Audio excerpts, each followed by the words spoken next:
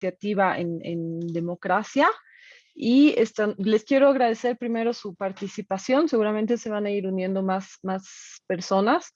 Tenemos varios inscritos, pero queremos también ser relativamente puntuales, así que vamos a empezar con nuestro tercer taller de capacitación. Les quiero dar la bienvenida, les agradezco su participación y para aquellos que han participado en los dos primeros talleres que han compuesto, que componían, digamos, el primer ciclo, nuestro primer ciclo era sobre democracia y sistema político. Si ustedes recuerdan, hemos visto herramientas para un análisis crítico de los procesos de comunicación política, y el segundo taller ha sido sobre procesos de participación ciudadana en la era digital. Ese ha sido nuestro primer ciclo. Ya la próxima semana les vamos a estar mandando sus certificados a sus correos electrónicos. Igual lo vamos a anunciar en la página web. Y hoy con este tercer taller vamos a iniciar nuestro tercer ciclo, que se trata sobre procesos de políticas públicas. Y para ello yo quiero darle la bienvenida a Álvaro Chirino. Él no solamente es el facilitador de este taller, sino que es el director ejecutivo de la Fundación ARU. Él es estadístico y matemático de profesión, él es docente universitario, o sea que tenemos con nosotros a una persona súper capaz que nos va a poder dar un pantallazo y que nos va a ayudar a comprender todo eso, por ejemplo, que nosotros leemos en las noticias. Vemos indicadores sobre pobreza, sobre desigualdad, sobre indicadores macroeconómicos, etcétera, ¿no? Diferentes indicadores sociales que a veces no terminamos de entender o que no terminamos de contextualizar o bien simplemente los dejamos pasar en las noticias porque no nos llaman la atención. Con lo que Álvaro nos va a compartir esta noche, ya vamos a tener otra mirada y vamos a saber cómo comprender todos estos indicadores que están en la agenda pública, que son temas de todos los días, de situaciones cotidianas, desde el COVID hasta la economía, política, salud, etcétera, todo esto. Así que yo ya no me retraso más, le doy la bienvenida a Álvaro, le agradezco, te agradezco, Alvarito, tu participación esta noche. Les agradezco a todos ustedes por estar aquí y la idea es, un poquito para que ustedes sepan cómo va a ser la dinámica, Álvaro va a hacer una presentación y al final del taller, tipo 8:15, una cosa así, Álvaro tiene preparado un ejercicio práctico para que ustedes puedan poner en práctica todos estos conocimientos aprendidos, y vamos a abrir una ronda de preguntas, respuestas y comentarios también al ejercicio. Para ello, ustedes pueden levantar la mano y nosotros les vamos a dar la palabra. Así que sin más, yo les doy la bienvenida y comencemos el taller. Gracias. Adelante, Alvarito. Gracias, Nata. Buenas noches a todos, todas. Y, creo que este taller eh, tiene justamente el espíritu, ¿no?, de la iniciativa en democracia, que es mirar siempre los diferentes temas con una mirada hacia los datos, hacia la evidencia, ¿no?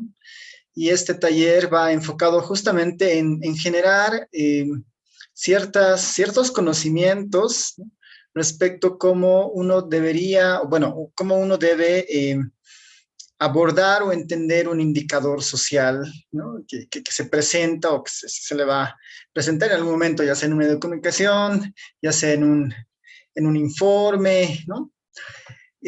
Pensando que estamos plagados de información, de datos, ¿no?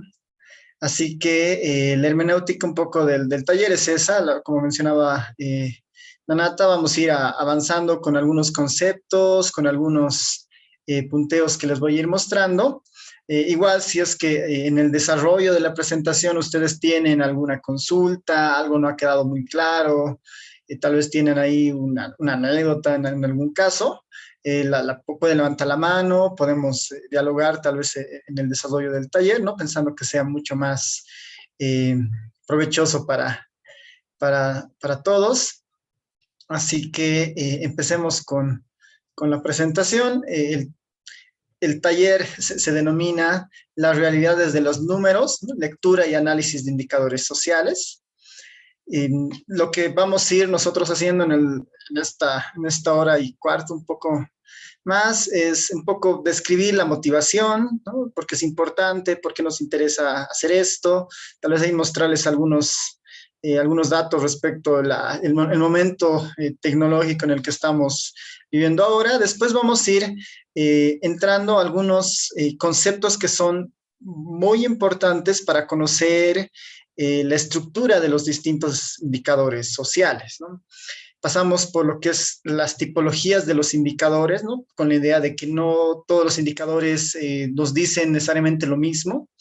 Después pasamos en un punto 3, repasando las fuentes de información disponibles para la construcción o si quieren, la revisión de algunos indicadores. Vamos a tener un pantallazo de las áreas temáticas en las que se desarrollan los distintos indicadores sociales, algunos tips básicos al momento de leer un dato, una estadística, ¿no? Para entender un poco el contexto en el que este dato se está dando.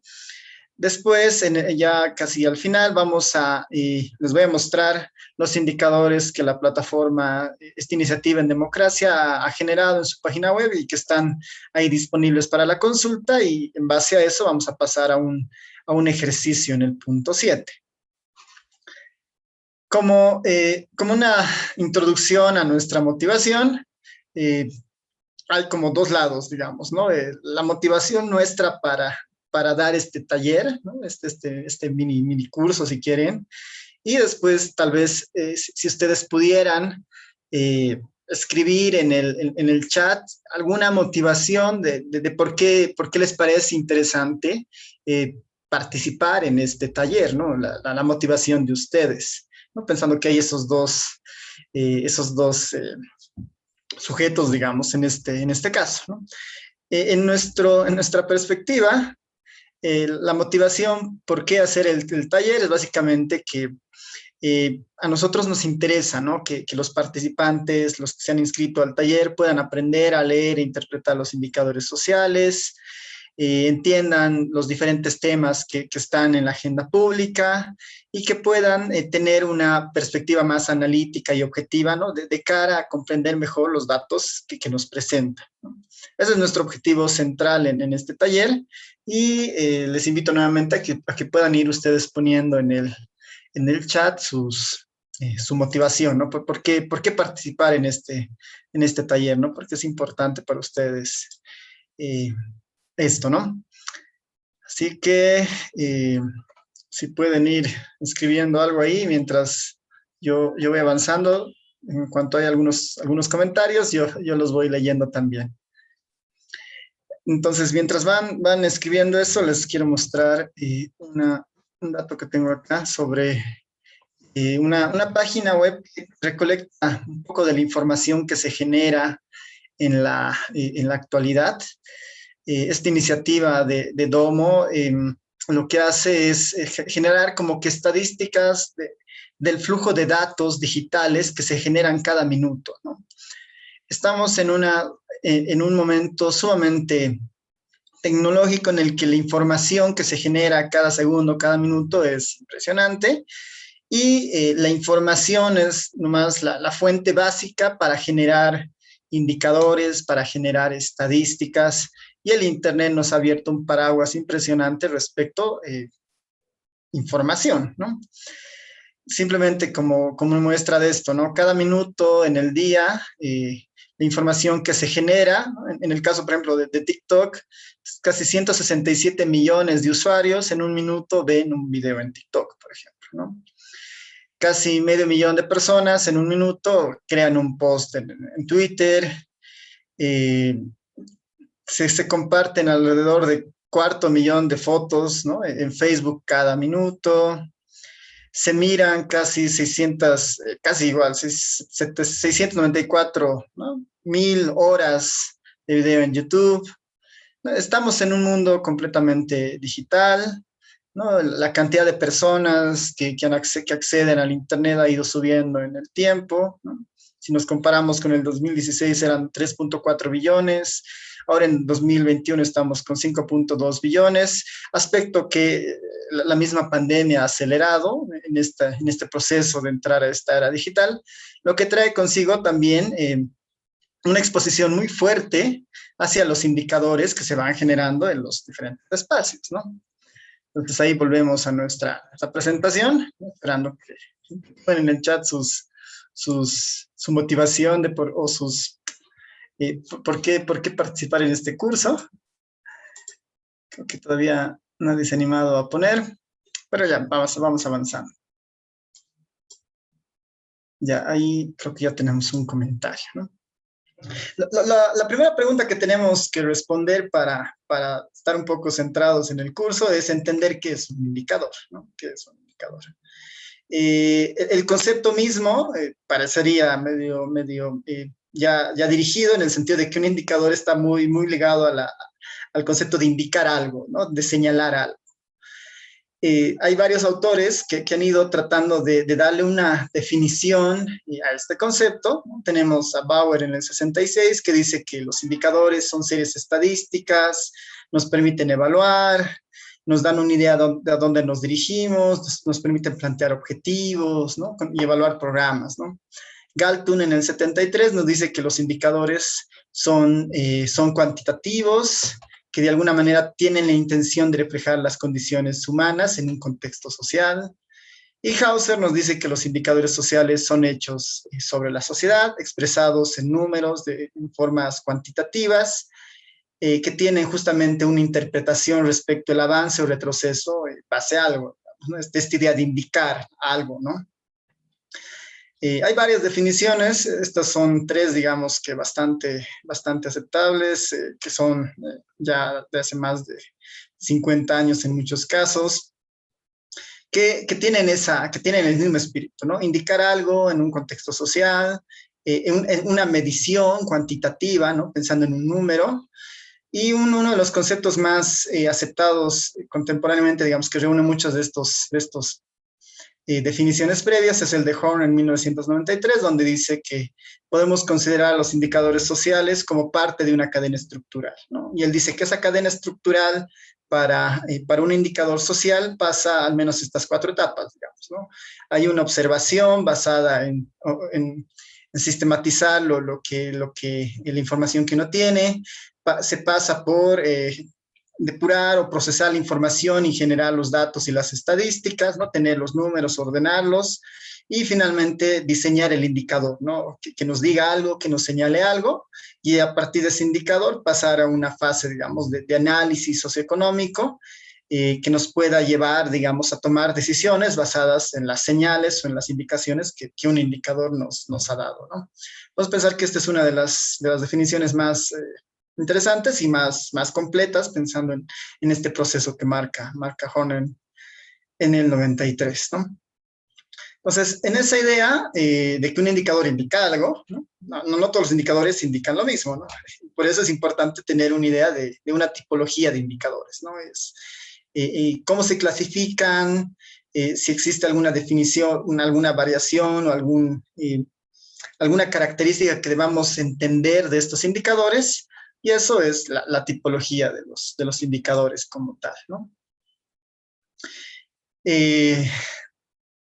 Podemos clasificarlos de muchas formas, ¿no? A los indicadores. Hay muchas propuestas de tipologías de indicadores.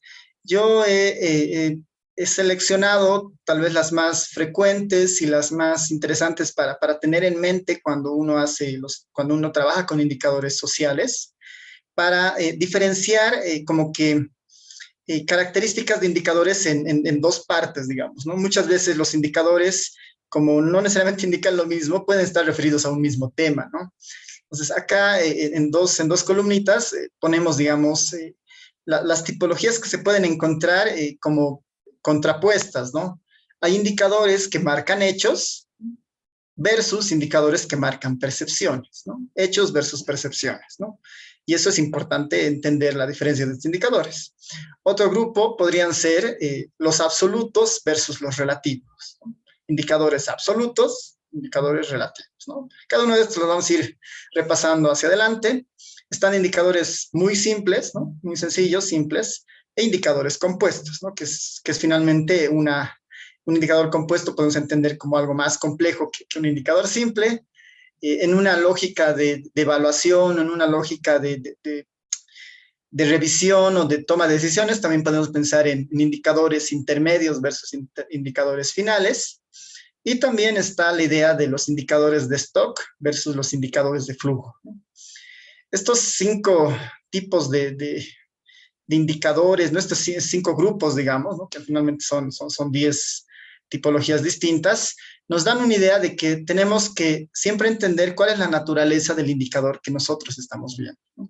Así que empecemos con el primero, de hechos versus percepciones. Para eso les muestro un ejemplo, ¿no? de un indicador de hecho versus un indicador de percepciones.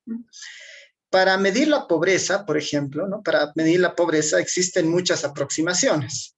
Una de las más usadas por los institutos de estadística en los diferentes países es medir la pobreza desde una perspectiva de ingresos, ¿no? Vamos a declarar a una persona pobre cuando no genere los suficientes ingresos, ¿no? Que le garanticen, digamos, una vida digna, ¿no? Lo que hacen es, van a los hogares, les preguntan respecto a los ingresos que tienen, ¿no? Ese es un hecho, ¿no? Quieren contabilizar cuánto dinero, cuánto dinero ingresa al hogar, ¿no? Ya sea por actividades laborales, no laborales, bonos, transferencias, remesas, ¿no? Y a partir de la suma de todos esos ingresos, ¿no? Ven y definen, ¿no? Si este hogar tiene menos ingreso que un determinado valor, lo declaran pobre, ¿no? Esa es la metodología basada en la línea de pobreza por ingresos. Este es un indicador de tipo, es un hecho, digamos, ¿no? En el sentido de que hay una medición completamente objetiva. Buscamos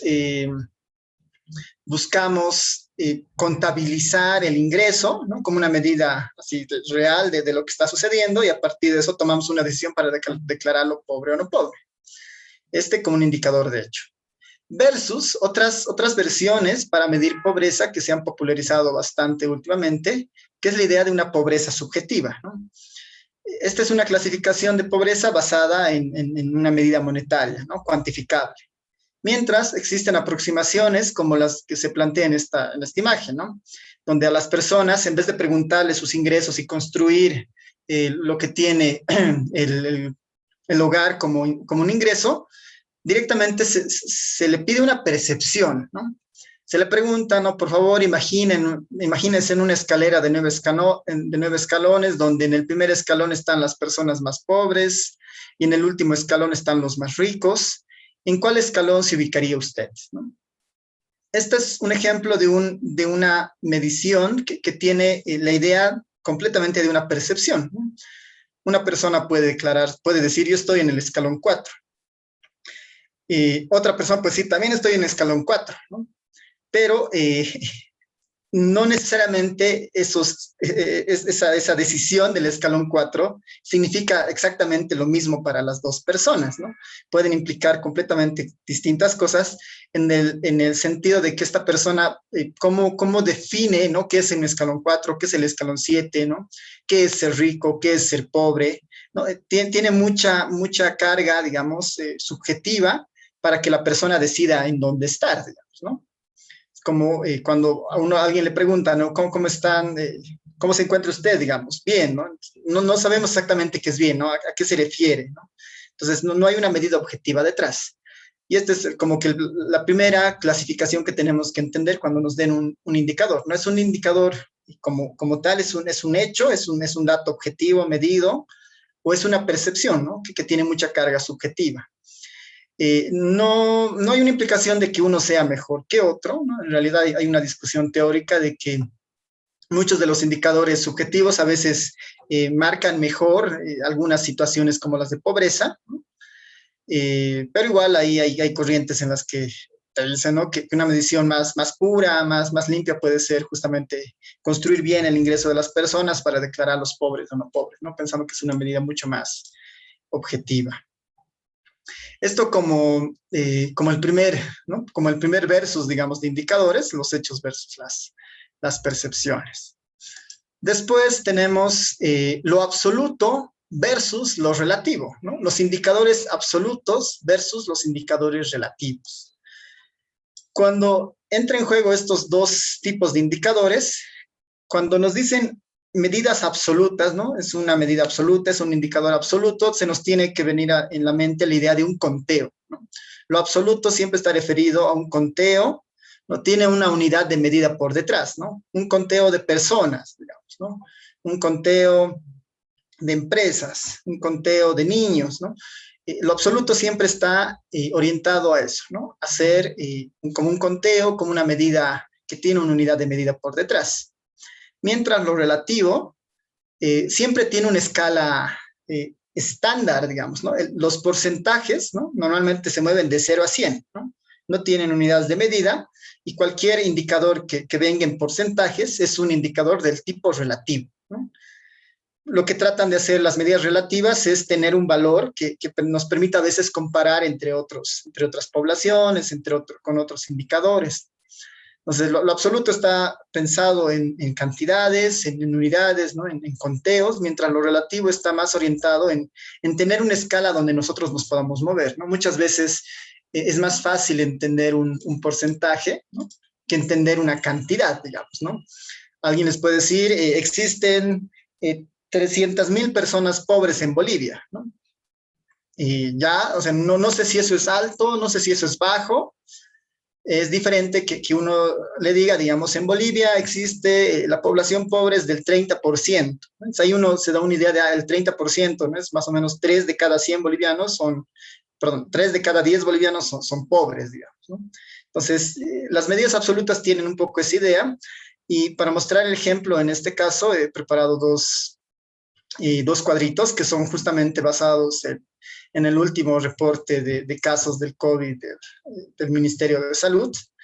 Tenemos dos cuadros, ¿no? El primer cuadro muestra el top 5 de tasas de muerte del COVID por municipio, ¿no? El top 5 de muertes por COVID del municipio, ¿no?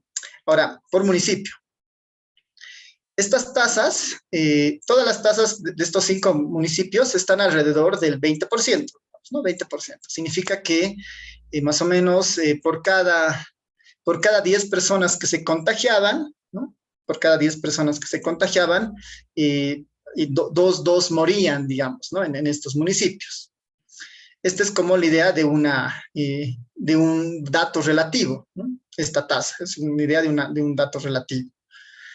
Mientras en lo absoluto van a ver que existen muchas variaciones, ¿no? En el caso de San Miguel de Velasco, de 88 casos, ¿no? 19 han muerto, ¿no? Ahí están y eso significa más o menos el 20% de muerte respecto al 88. En Humala, en La Paz, ¿no? De los 14 casos, 3 han muerto, ¿no? En el caso de Mapiri, ¿no? De los 5 casos que han tenido, hasta ahora, ¿no? Acumulado, solamente una persona ha muerto, ¿no? Sin embargo, viendo, digamos, comparando el caso de Mapiri con el de Puerto Suárez, ¿no? Puerto Suárez, 293 personas se han contagiado y 58 han muerto. Sin embargo, viendo la magnitud de estas dos poblaciones, ¿no? En una solamente se han contagiado 5 hasta ahora, en el otro 293, pero tienen la misma tasa de letalidad, digamos, en el caso del COVID, ¿no? Entonces, esto es importante siempre distinguir, ¿no? Una medida relativa siempre nos trata de armonizar la información, mientras una medida absoluta siempre tiene tal vez características más asociadas a la población de la cual proviene. Para que esto se matice un poco mejor, en el cuadro de abajo tenemos las tasas de recuperación, ¿no? Las tasas de recuperación, es decir, las personas que se han contagiado y se han recuperado, ¿no? Las personas que se han contagiado y se han recuperado. En este caso, por ejemplo, en el municipio de Aucapata, la tasa de recuperación es del 100%, ¿no? Aquí hay un errorcito, en vez de muertes tiene que decir recuperación, ¿no? Por ejemplo, en el caso de Aucapata, si uno no viera estas dos columnas, ¿no? Y ve solamente la tasa de recuperación, uno podría pensar que ese municipio es muy exitoso en sus políticas para combatir el COVID, digamos, ¿no? Porque tiene un 100% de recuperación. Lo mismo con Taraco, Papelpampa, Carangas, Tacacoma, ¿no? Son 5 municipios que tienen tasas de recuperaciones del 100%. Es decir, que todos los que se han contagiado del COVID se han recuperado. Pero cuando uno ve los datos absolutos, y lo que sucede es que han tenido muy baja incidencia, ¿no? En Aucapata, una persona se ha contagiado de COVID hasta el momento y esa persona ya se ha recuperado. Lo mismo en Taraco, ¿no? La persona que se ha contagiado ya se ha recuperado, en Papelpampa, en Carangas, en Tacacoma, las 2 personas que se habían contagiado de COVID ya se han recuperado, ¿no? Entonces, este es un ejemplo interesante que nos muestra justamente la diferencia entre algo relativo versus absoluto, ¿no? A veces, tal vez no basta con conocer el valor relativo, sino que sería bueno también explorar cómo se comportan sus valores absolutos, ¿no? Porque finalmente el cálculo de algo relativo está ligado a los valores absolutos, ¿no? De los cuales proviene. Eso para esta parte de lo absoluto versus lo relativo. Después tenemos los indicadores simples versus los indicadores compuestos, ¿no? Los indicadores simples versus los indicadores compuestos. Como su nombre lo indica, los indicadores simples son medidas bastante sencillas, ¿no? Que normalmente se calculan con una sola variable, ¿no? Por ejemplo, la media de edad, ¿no? Es un indicador simple porque solamente utiliza a la edad para sacar un promedio. Entonces, los indicadores simples tienen esa naturaleza, ¿no? Aquí en este cuadro puedo mostrarles que acá en la columna final, ¿no? Hay varios ejemplos de indicadores simples, ¿no? La nutrición es un indicador simple, la mortalidad infantil es un indicador simple, años de escolaridad, digamos, ¿no? Saber hasta cuántos años de escolaridad una persona ha accedido, digamos, primaria, secundaria, educación terciaria, ¿no? Si la persona asiste a la escuela o no, es un indicador bastante sencillo, ¿no? Es solamente una variable donde se le pregunta a la persona si asiste o no al colegio, ¿no? Lo mismo para el tema de estos indicadores de acá. Combustible para cocinar es una pregunta basada en qué combustible utiliza para cocinar, en temas de saneamiento, si tiene alcantarillado o no, tiene acceso a agua potable o no, tiene electricidad, las características de su vivienda, digamos, calidad del piso de la vivienda, tal vez, ¿no? Y eso, ¿no? Entonces, son indicadores, ¿no? En algunos casos bastante sencillos que agrupan una sola variable para su medición, ¿no? Mientras que un indicador compuesto, ¿no? Mientras que un indicador compuesto normalmente ya empieza a trabajar con más de un indicador en su construcción, ¿no? Más de un indicador en su construcción. Y como este tipo de indicadores, hay muchos en los indicadores sociales. Entre los más conocidos está, por ejemplo, el índice de necesidades básicas insatisfechas que el INE calcula cada censo, ¿no? Que trata de identificar a los hogares con necesidades básicas insatisfechas, digamos, ¿no? ¿A qué le llama necesidades básicas insatisfechas? A un set de condiciones que está atravesando ese hogar para declararlo, digamos, como necesidades básicas insatisfechas. Otra de las medidas más convencionales, que es justamente la que se pone en el ejemplo, es una definición de pobreza multidimensional, ¿no? Una persona es pobre multidimensional cuando tiene carencias en muchas características de las listadas acá, por ejemplo, ¿no? Y este tipo de indicador compuesto pasa por construir cada uno de estos indicadores internos, después construir indicadores compuestos. Voy a tener un medidor para salud, un medidor para educación, un medidor para calidad de vida, y en base a estos 3 voy a tener un último indicador que me va a decir cuán pobre multidimensional es este hogar, digamos, ¿no? Entonces, para llegar a construir ese indicador se han pasado muchas etapas previas, ¿no? Naciendo de indicadores muy simples, ¿no? Entonces, un indicador compuesto tiene esa característica, ¿no? Que tiene o que está en función de muchas variables o muchos indicadores intermedios para su cálculo final. Esa es una idea de estos indicadores simples versus los indicadores compuestos. Después, ya en una lógica más de seguimiento, ¿no? Más en una lógica de monitoreo de alguna actividad, existen estos otros 2 grupos de indicadores, ¿no? Que son los intermedios, ¿no? Indicadores intermedios versus indicadores finales. En esta idea, ¿no? Muchas veces cuando una institución pública, ¿no? Genera un programa, un proyecto orientado, digamos, a la educación o a la salud, va definiendo diferentes indicadores en diferentes etapas de su proyecto. Entonces, estos indicadores intermedios y finales tienen esa idea, ¿no? De comparar qué es un indicador que está midiendo algo en una determinada etapa de un proyecto. Normalmente este ejemplo está orientado, ¿no? A ver, digamos, cómo la asignación, ¿no? La asignación del presupuesto para educación no tiene algún tipo de impacto o genera algún tipo de cambio en algunos indicadores relevantes. Entonces, en esta idea de los indicadores intermedios y finales, aparecen diferentes nomenclaturas o nombres de indicadores, ¿no? Ahí están los indicadores de impacto, ¿no? Que son los más importantes en el marco de estos proyectos, ¿no? Quiero yo determinar un cambio de algo, ¿no? Los indicadores de impacto siempre son los más importantes en los proyectos porque son los que tratan justamente de ver mejoras en alguna característica fundamental o estructural en la población, digamos. En este ejemplo, el objetivo de este proyecto era lograr la educación primaria universal, ¿no? Lograr la educación primaria universal. Entonces, para eso, ¿no? Varios indicadores que nos pueden ir mostrando este camino, ¿no? Podrían partir desde cuál es el gasto público en la educación, ¿no? Como un indicador inicial del proyecto, ¿no? ¿Cuál es el gasto público en la educación? Porque pensamos que dependiendo cuánto se destine a este gasto, pensemos que va a haber un efecto hacia adelante.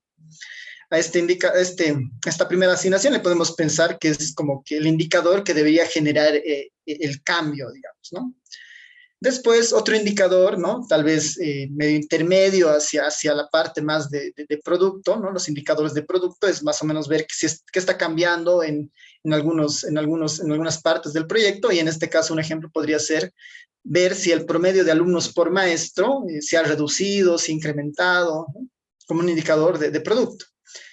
Los indicadores de resultados están sumamente más ligados al objetivo. En este caso, como el objetivo era crear una educación primaria universal, un indicador de resultado podría ser haber mejorado la tasa neta de matrícula, es decir, que más estudiantes están, o sea, más personas que deberían estar estudiando, no se están inscribiendo al colegio para estudiar. Es como un siguiente paso a partir de la implementación del proyecto. Y en la cúspide está la idea de los indicadores de impacto, que son cambios profundos que uno espera a partir de la implementación de estas políticas, que en este caso del ejemplo podría ser que las habilidades, ¿no? Las destrezas, el desempeño de los estudiantes han mejorado, ¿no? En los exámenes estandarizados, en el rendimiento lógico-matemático, digamos, ¿no? Pensemos que a partir de este gasto de este gasto público en educación, se podría haber mejorado de alguna manera el rendimiento de los estudiantes. Entonces, cada uno de estos indicadores son señales, ¿no? Para ver cómo está yendo el proyecto, ¿no? Y nos pueden dar una idea de un estancamiento, de una reformulación en algún punto. Y finalmente, esta es otra tipología, digamos, otra nomenclatura para los indicadores, ¿no? Pensando en las etapas en las que se encuentran en algún proyecto como tal. Finalmente están los indicadores de stock y flujo, ¿no? Hay varios ejemplos de esto de stock y flujo, ¿no? Que muchas veces vienen a reforzar la idea de calibrar un indicador de hecho y de percepción, ¿no? Tiene como dos lados este tipo de indicadores, pero la idea fundamental de esto es que un indicador muchas veces nos da una idea del estado en un punto, ¿no? Es como un stock, es la mirada actual, digamos, ¿no? Como un ejemplo de un indicador de stock podría ser, yo les digo, el 2007 en el Departamento de La Paz, ¿no? Según datos del INE, ¿no? En la página del INE, el 2007, se han registrado 7.342 casos de delito contra la propiedad, ¿no? Robos, hurtos, ¿no? Todas las denuncias que han llegado finalmente a la policía, ¿no? Es un dato de stock, ¿no? Yo les estoy dando un número en el caso del Departamento de La Paz, pero hay algo que no sabemos, ¿no? No sabemos si este número es alto, es bajo, ¿no? ¿Qué representa? ¿No? Son 7.342 casos, ¿no? Es la única información. Entonces, este es como un indicador de stock, pero para entender la magnitud o la gravedad, ¿no? de este número, uno podría incorporar más indicadores de flujo que en este caso pasan por mirar o incorporar una característica de tiempo sobre este mismo indicador, ¿no? Entonces, en este caso, por ejemplo, tengo una serie de tiempo donde desde el 2007 hasta el 2020 puedo ver el comportamiento de los casos de delito contra la propiedad en La Paz. Yo solamente tenía acceso en la lámina anterior a este punto, ¿no? Que era el indicador de stock, digamos. Es un dato de un punto. Voy a tener el flujo cuando yo pueda comparar este dato con el tiempo, ¿no? Entonces, si uno mira la gráfica, podría ver que del 2007 hasta el 2014, bueno, al menos hasta el 2012 ha habido un incremento fuerte en estos delitos, pero a partir del 2012 ha habido como una especie de baja, ¿no? En las denuncias de delitos contra la propiedad, ¿no?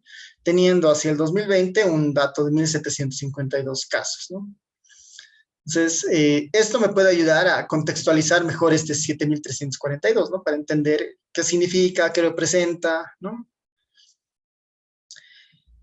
Otra solución para esto, digamos, para entender el tema del flujo, ¿no? Para saber si ese 7.342 era alto o bajo, ¿no? Podría haber sido comparar este resultado con otros tipos de delitos, ¿no? Para saber si este delito es grande o es pequeño comparado a todas las denuncias que llegan a la policía, digamos, ¿no? Este tipo de delito.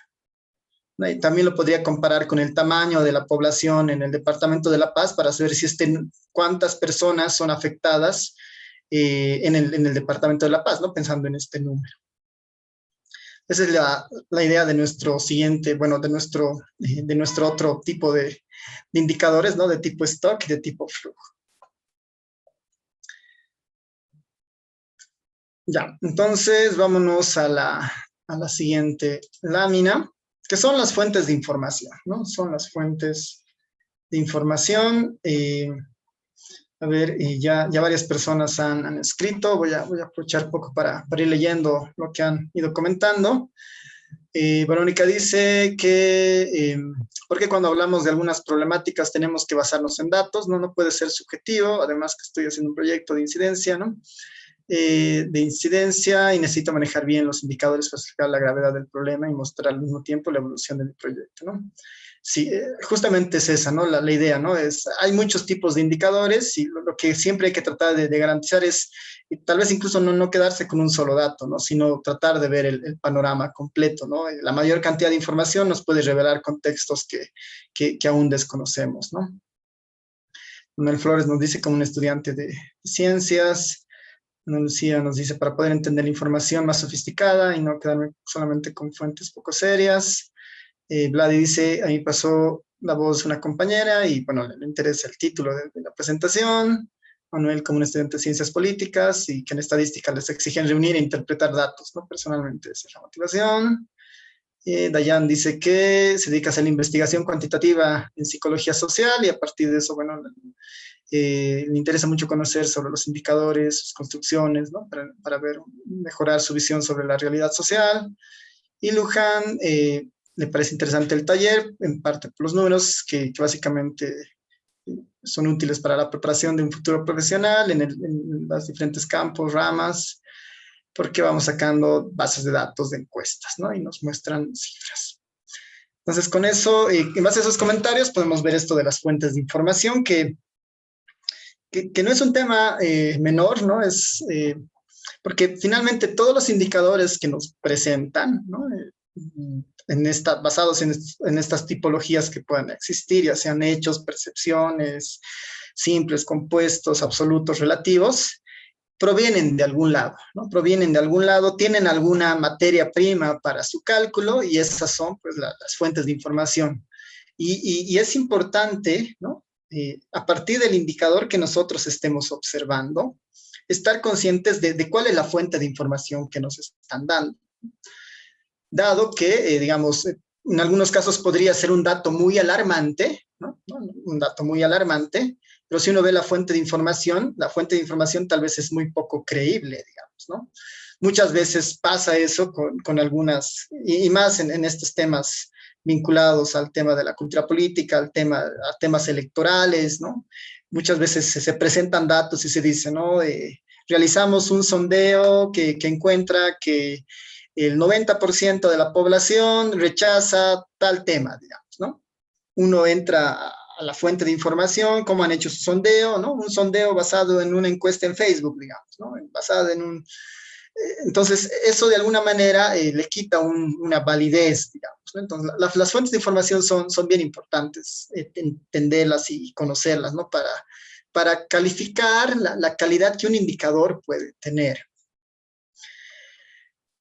En las etapas del análisis estadístico, ¿no? Las fuentes de información juegan un rol muy importante porque básicamente son la fuente primaria, ¿no? Son los datos básicos, ¿no? La fuente de información nos va a dar los datos básicos para todo el procesamiento, para todo el proceso de un análisis estadístico. La captura de ese dato, guardarlo, procesarlo, usar el dato, publicarlo y archivarlo, ¿no?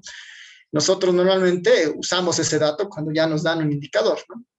Pero en estas series de etapas o de pasos, ¿no? Ha habido una recolección inicial para mostrarnos un indicador en un determinado estudio. Entonces, partamos de un concepto que es básico para entender un indicador, ¿no? El indicador refleja algo de qué o de quién, ¿no? De quién. Entonces, un indicador normalmente debería estar o debe estar asociado a una población objetivo, ¿no? A un universo del cual queremos nosotros indicar algo. Entonces, tenemos que partir con la idea de saber cuál es el universo de interés sobre el cual se está generando este indicador, ¿no? Entonces, partimos de la existencia de un universo población objetivo sobre la cual queremos saber algo. Este universo está conformado por unidades, ¿no? Si yo estoy interesado en conocer un indicador de Bolivia, yo entenderé que el colectivo de Bolivia la forman todas las personas, ¿no? Que habitan el país, digamos, ¿no? Si yo estoy interesado más en un indicador de un colegio, digamos, entenderé que la información tal vez proviene de los estudiantes de ese colegio, ¿no? Entonces, es importante primero eso, ¿no? Ver de dónde o a quién representa ese indicador que nos están mostrando. Lo segundo pasa por saber cómo se ha obtenido esa información, ¿no? Bajo qué mecanismo se ha obtenido la información para generar ese indicador. Al menos hay tres procesos que de los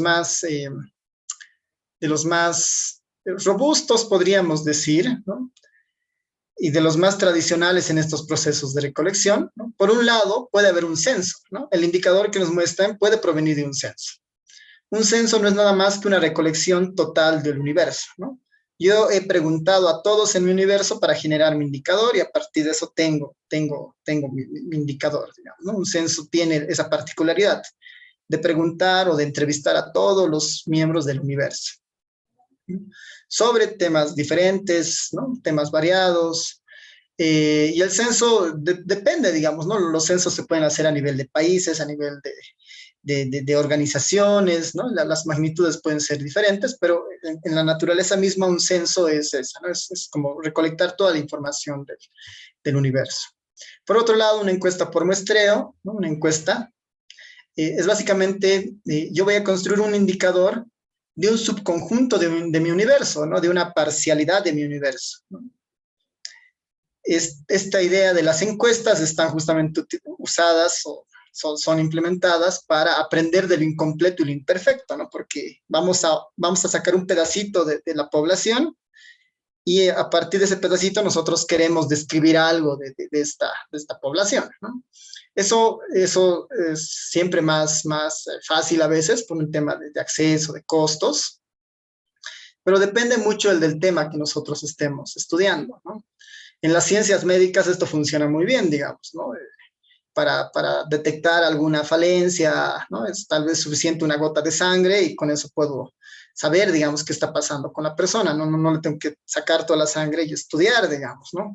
Entonces, ahí una encuesta por muestreo funciona muy bien porque la sangre es relativamente homogénea en todo el cuerpo y ahí funciona muy bien, ¿no? Pero en la parte de las ciencias sociales, no necesariamente una muestra puede ser representativa del grupo del cual proviene, ¿no? Y hay pautas que tenemos que seguir para darle cierta validez a estas muestras, ¿no? Después tenemos los registros administrativos, ¿no? Que igual, ¿no? Son los registros administrativos tratan de acercarse al universo, ¿no? Son en algunas medidas recolecciones que tratan de cubrir al universo, ¿no? Por eso hay una recolección parcial del universo. Y provienen principalmente de formularios de instituciones, ¿no? Cualquier formulario que uno llene en una institución es una estadística, es un registro administrativo que finalmente se podría utilizar como una estadística, ¿no? En los puntos fronterizos, ¿no? Cuando una persona entra o sale del país, tiene que llenar un formulario de migración donde va detallando alguna información básica que después Migraciones la utiliza seguramente para controlar el retorno de las personas, ¿no? Ahí se está generando información estadística, ¿no? De las personas que salen por puntos fronterizos legales, digamos, ¿no? Y esa es información que igual valiosa que se podría utilizar para generar indicadores, ¿no? Entonces, cualquier institución pública, privada, ¿no? Generan información administrativa que podría tener un uso para generación de indicadores, ¿no? En esta idea de registros administrativos. Tal vez en este grupo de tres faltan otras recolecciones más tipo sondeos, digamos, ¿no? Que podría ser como una idea de encuestas, pero no son encuestas por muestreo necesariamente representativos, digamos, ¿no? Los sondeos siempre son tal vez termómetros, pero que dependen y tienen muchos problemas según cómo se los construya, digamos, ¿no? Yo quiero ver la aprobación a la gestión del actual presidente, ¿no? Entonces, yo quiero hacer esto mediante un sondeo, ¿no? Yo puedo mandar un encuestador que se vaya a parar en alguna plaza y haga la encuesta, ¿no? Entonces, dependiendo dónde se vaya a parar el encuestador, probablemente mi indicador puede tener distintos resultados, ¿no? O sea, ahí no hay un criterio muy limpio para acceder al universo, ¿no? Y por eso ahí los sondeos preferiblemente un poco, ¿no? Dejarlos a un lado.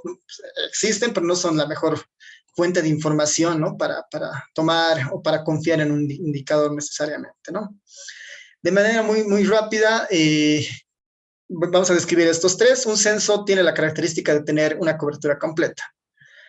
Tiene limitaciones en temática, en el sentido de que, como vamos a hacer una entrevista a un universo completo, no tiene que ser un proceso relativamente ágil, ¿no? No puedo hacer muchas preguntas y son preguntas limitadas. Si ustedes recuerdan los procesos de censo que han existido en el país, normalmente la boleta censal tiene un tamaño de una hoja, 2 hojas para las personas, ¿no? Son preguntas bastante puntuales y eso es para que el censista, ¿no? Venga, haga relativamente rápida la información y se pase a la siguiente, ¿no? Pensando que es un proceso que dura un día, ¿no?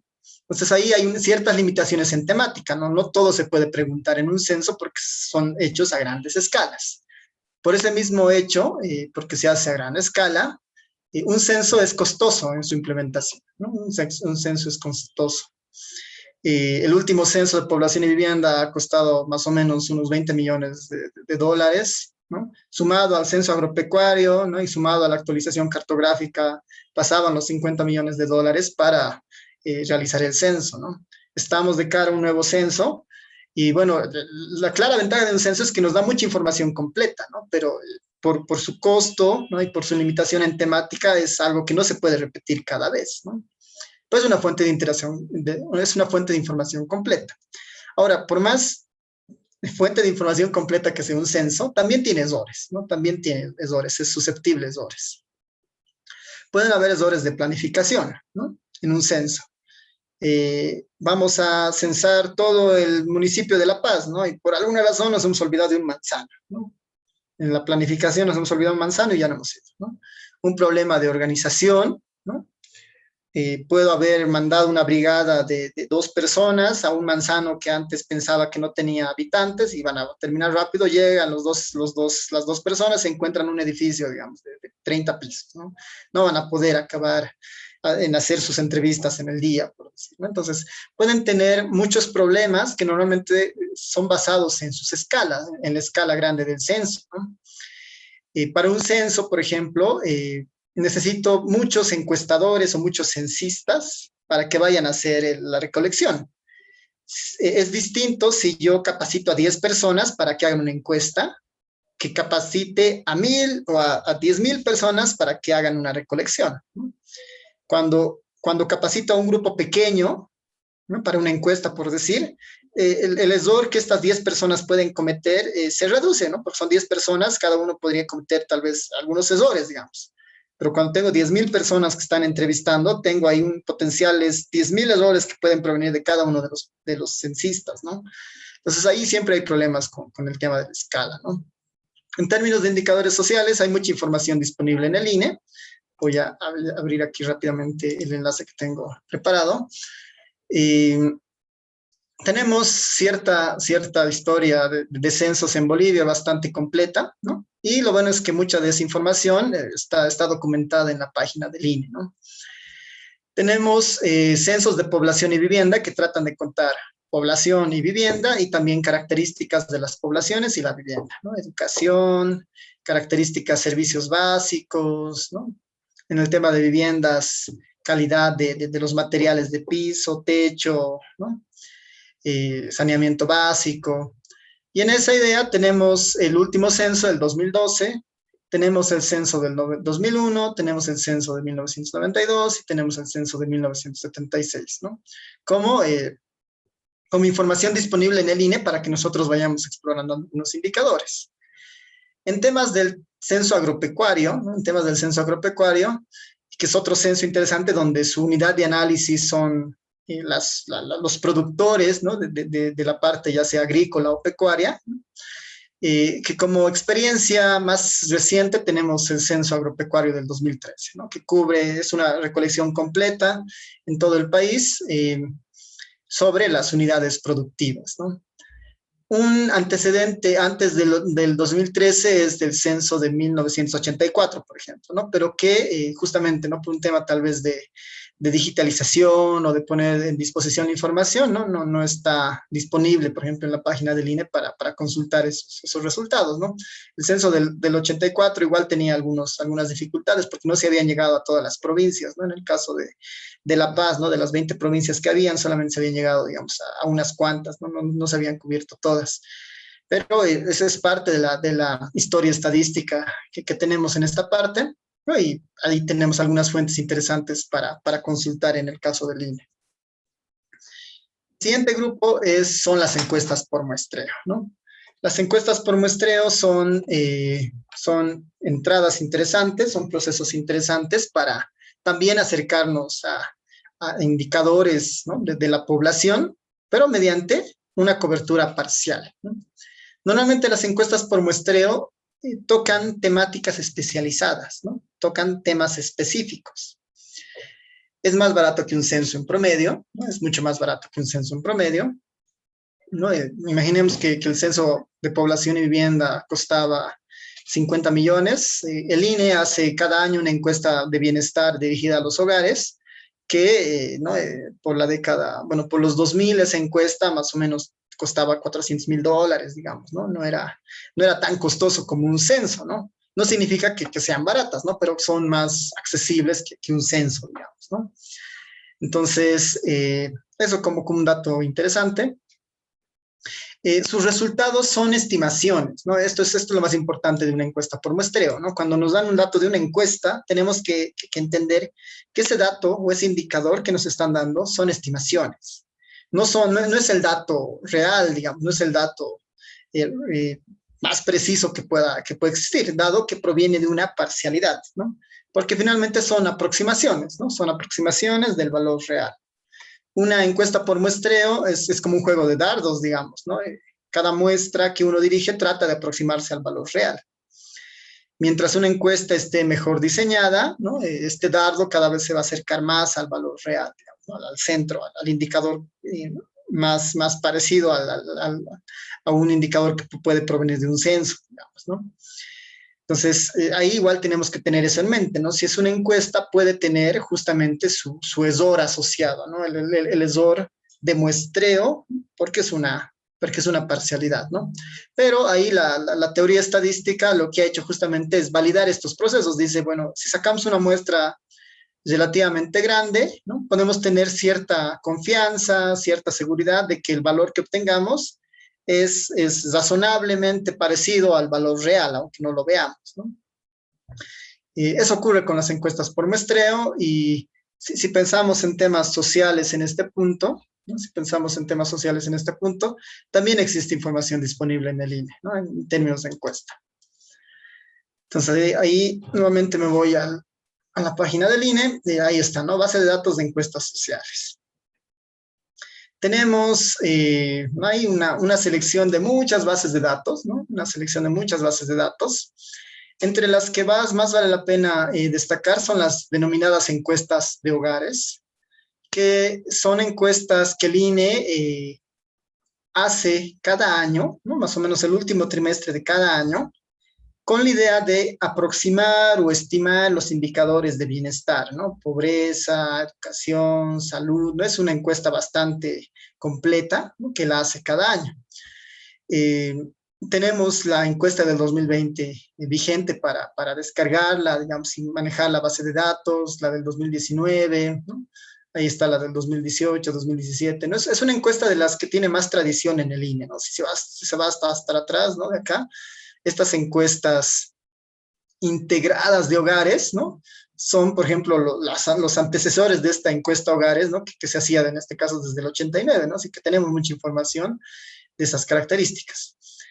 Como hemos dicho, las encuestas por muestreo son más o menos de temas especializados, ¿no? Por eso van a encontrar en esta página, por ejemplo, que hay encuestas relacionadas a trabajo infantil, ¿no? 2019-2016, encuestas enfocadas en temas de empleo, ¿no? En una encuesta contiene empleo que cada trimestre de cada trimestre, ¿no? Que cada trimestre va obteniendo información. Tenemos una encuesta de presupuestos familiares, ¿no? Que está más orientada a mirar, digamos, o armar una canasta de consumo de los hogares.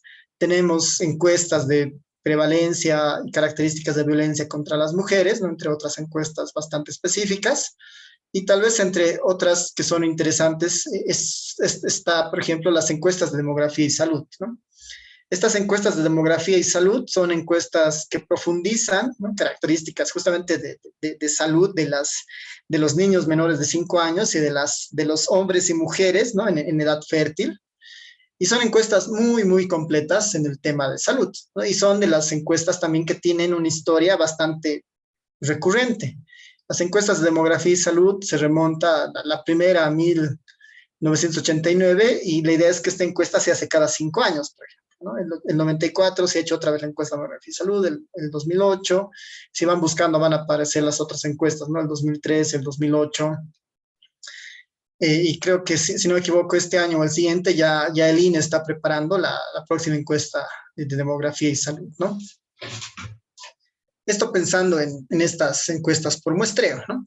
Pues ahí el INE es una fuente bastante completa para ir mirando estos temas especializados, ¿no? Bueno, vamos a volver a la presentación. Y después tenemos los registros administrativos, ¿no? La cobertura de estos registros que hemos dicho pueden ser completas y parciales, ¿no? Depende mucho de cómo manejen las instituciones la información que generan. Los temas son especializados, ¿no? Y completamente dirigidos o vinculados a las instituciones, ¿no? El Ministerio de Salud genera registros administrativos vinculados a temas de salud, digamos. El Ministerio de Educación, Educación, Salud, Salud. El Ministerio de Economía seguramente genera igual información económica. El Banco Central genera seguramente información vinculada a la banca, ¿no? Entonces, está muy ligado a la propia institución de la cual provengan los datos, ¿no? Son de los registros, o sea, son de los procesos estadísticos o de las fuentes de información estadística más baratas, ¿no? Pero su implementación inicial a veces es la más costosa, ¿no? Porque si bien es cierto es barato, porque finalmente es como un protocolo que ya sigue la institución, ¿no? Con el caso de migraciones, es un protocolo que llegue el migrante, llene su hoja, salga o entre, digamos, ¿no? Ese es un protocolo. Así que la recolección, ¿no? Una vez que esté implementado ese protocolo, es relativamente barata, ¿no? Pero sí requiere un monitoreo constante, ¿no? Para que el registro se esté llenando de la forma correcta, ¿no? Y uno de los mayores problemas de los registros administrativos es la brecha digital, ¿no? Hay que superar la brecha digital y articular estos registros administrativos, ¿no? Cuando decimos brecha digital, nos referimos en este caso a que mucha de la información que se generan en estas instituciones públicas o privadas, formalmente se quedan en papel, digamos, ¿no? Hay mucha información interesante que se queda en papel y no siguen, digamos, un siguiente paso a ser vaciadas en una base de datos para que ésta pueda ser procesada y se genere un indicador, digamos, ¿no? Y esos procesos son procesos que hay que tratar de alentar en las instituciones con la finalidad de contar con más información, ¿no? El tema de la pandemia ha acelerado mucho eso, ¿no? Muchos trámites que se hacían de forma presencial ya se pueden hacer de forma virtual, lo que trae que muchos de los formularios que uno llenaba de manera presencial ya finalmente son registros digitales que uno hace, digamos, ¿no? Uno cuando, no sé, tenía que hacer un pago o sacar dinero, podía ir al banco, ¿no? Y el banco ahí habilitaba una ficha para que firme y que está sacando el dinero. Ahora eso se puede centralizar en una aplicación de celular o en una aplicación de la computadora y esa transacción, ese movimiento, digamos, y es un registro que el banco puede utilizar para sacar algunas estadísticas, seguramente, ¿no? Podrá ver, digamos, con los mismos cajeros automáticos, ¿no? De dónde la gente está sacando más dinero en los cajeros para tal vez mejorar, digamos, la seguridad o poner más cajeros para que no exista mucha aglomeración. Ya se convierten en información útil, ¿no? Para implementar después políticas posteriores, dependiendo de la institución que uno que esté haciendo eso, ¿no? Todas las instituciones públicas generan registros administrativos, ¿no? El INE, en su vocación, digamos, el Instituto Nacional de Estadística, es uno de los que recopila mucha de esta información para generarla o para volverla en estadística. Entonces, sin ir, voy a hacer esto, sin ir muy lejos en esta parte, ¿no? Aquí está es la página central del INE. Van a ver ustedes estadísticas sociales, ¿no? Hay un grupo de temas ahí de estadísticas sociales. Yo podría entrar por ejemplo, de seguridad ciudadana. Y en este de seguridad ciudadana van a ver que hay temas vinculados a encuestas, ¿no? Que son indicadores que han venido de encuestas. Si voy bajando, hay indicadores provenientes de registros administrativos. Si entro a esta parte de registros administrativos, me dice, ¿no? En temas de registros administrativos tenemos los registros consolidados o procesados de la Policía Boliviana, ¿no? Respecto a violencia ciudadana, respecto a violencia doméstica, ¿no? En temas, la información viene del Ministerio de Salud, viene de la Policía Boliviana, viene de la Dirección General del Régimen Penitenciario, ¿no? Que deben tener formularios que pasan un proceso de digitalización, compilación, depuración, lo arman, se lo mandan al INE y el INE lo vuelve en una estadística y lo pone, digamos, de uso al público, digamos. Entonces, aquí hay varios indicadores vinculados a estos, ¿no? Entonces, el INE es una fuente interesante para ver las estadísticas provenientes de registros administrativos, ¿no? Como una fuente. Ahora, son registros administrativos, casi la mayoría de los ministerios tienen sus propios sistemas de información estadística, ¿no? Donde comparten, ¿no? Comparten los indicadores que han procesado a partir de sus registros administrativos. Ahí tenemos el caso del Ministerio de Educación, por ejemplo, voy a entrar ahí, que tiene un sistema de seguimiento, un sistema de indicadores, ¿no? Un sistema de estadísticas e indicadores educativos, donde uno puede navegar diferentes estadísticas, indicadores, tablas municipales, ver información municipal, mapas temáticos, ¿no? Ver las unidades educativas. Es bien interesante este portal y toda la información que se muestra acá, por ejemplo, proviene de sus registros administrativos, ¿no? Ellos tienen el dato preciso de dónde están todas sus unidades educativas, con su longitud y latitud para una ubicación espacial, entonces la vacían en un mapa, digamos, ¿no? Y a partir de eso, digamos, uno abren estos esquemas del usuario para poder explorar, digamos, ¿no? Aquí tengo la unidad educativa Santo Domingo, puedo ver la ficha técnica, y de esta unidad educativa tengo algunos estadísticos hasta el 2020, ¿no? La matrícula escolar, tengo los estudiantes promovidos, los reprobados, los abandonos, tengo algunos datos de la infraestructura de la unidad educativa, si tiene servicio de agua, energía, baterías de baño, internet, no si tiene ambientes administrativos, ¿no? Entonces, es información interesante, ¿no? Que el ministerio en este caso la abre para que la gente pueda navegar entre sus estadísticas, ¿no? Lo mismo con el Ministerio de Salud, ¿no? Pensando que es otra institución bastante grande que genera un montón de información, pensando que tienen sus diferentes sistemas o sus niveles de salud, generan mucha información, ¿no? Entonces, esta es la página del SNIS, que es el Sistema Nacional de Información en Salud, que entre otros casos es la institución que genera la información del PROVID, por ejemplo, perdón, información del COVID, ¿no? A nivel de los municipios, ¿no? Para saber cómo está avanzando, ¿no? Este está actualizado a la semana epidemiológica 39 del 2001, y después acá tienen varias plataformas para acceder a sus indicadores y a sus estadísticas, ¿no? Tienen reportes dinámicos, uno puede ver por cada centro de salud cuántos casos, digamos, de alguna determinada patología se han presentado, ¿no? Y todas estas estadísticas se arman a partir de los formularios que el ministerio da en los diferentes centros de salud, ¿no? Obviamente, la confianza en estos instrumentos está asociada a cuán confiable puede ser el llenado de estos reportes o estos documentos al momento que la población accede, digamos, ¿no? En el caso del ministerio, en el caso de esto del tema de salud, está asociado a confiar en que las personas, o en este caso los médicos, ¿no? Están llenando la información de la manera más adecuada, ¿no? Entonces, como esto, existen muchos más ejemplos en términos de instituciones públicas. Simplemente he puesto algún par de enlaces para que puedan tener acceso, en el sentido de que les podemos compartir más tarde la presentación para que vayan navegando sobre estos enlaces, ¿no? Y lo que nos lleva finalmente, bueno, nos lleva a nuestro punto 4 de conocer las áreas temáticas de los indicadores, ¿no? En términos de indicadores sociales, no existe no existe un esquema único de áreas temáticas, ¿no? Porque son temas que siempre están en desarrollo, ¿no? Siempre se plantean nuevos indicadores para diferentes poblaciones, para diferentes circunstancias, pero acá hay un listado muy casi completo, ¿no? Pero seguramente deben haber más indicadores o más áreas temáticas de indicadores, ¿no?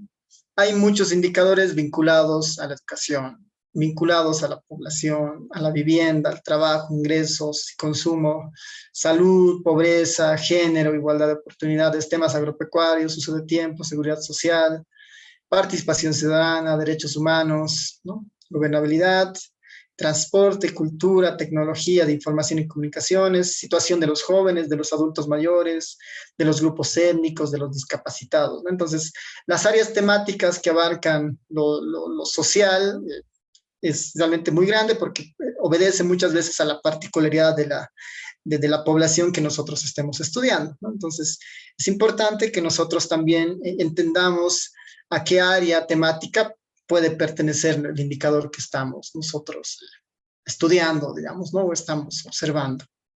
Esto es por mencionar algunos, ¿no? De estas áreas temáticas.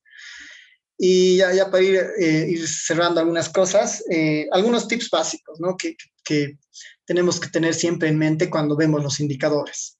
Primero, tenemos que tener presente siempre la idea de las coberturas y las unidades estadísticas, ¿no? De un indicador. Las coberturas se refieren a tener una idea de un espacio temporal y espacial de dónde viene este indicador, ¿no? Temporal respecto al momento o el tiempo, ¿no?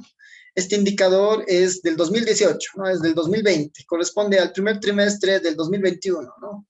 Corresponde al año agrícola pasado, digamos, ¿no? A la campaña de invierno, verano, ¿no? Entonces, lo temporal marca también como que un comportamiento del indicador, ¿no? Y otro es lo espacial, ¿no? ¿De dónde viene la información? Es un indicador de una región en específico, ¿no? Es de Bolivia, es del área urbana, es del área rural, ¿no?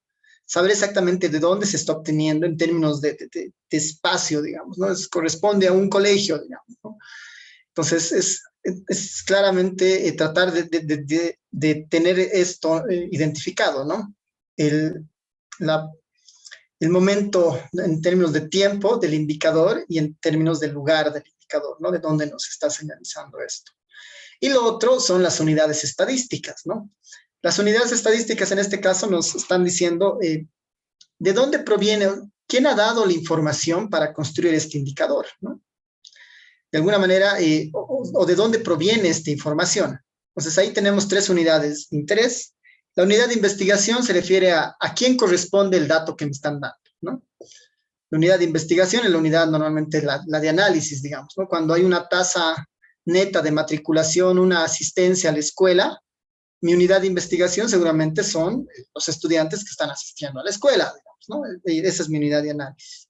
Cuando yo miro un indicador de pobreza de los hogares, ¿no? Mi unidad de investigación seguramente son los hogares, porque quiero ver cuál es la condición de pobreza de esos hogares, por decirlo, ¿no? Esa es mi unidad de investigación o de interés.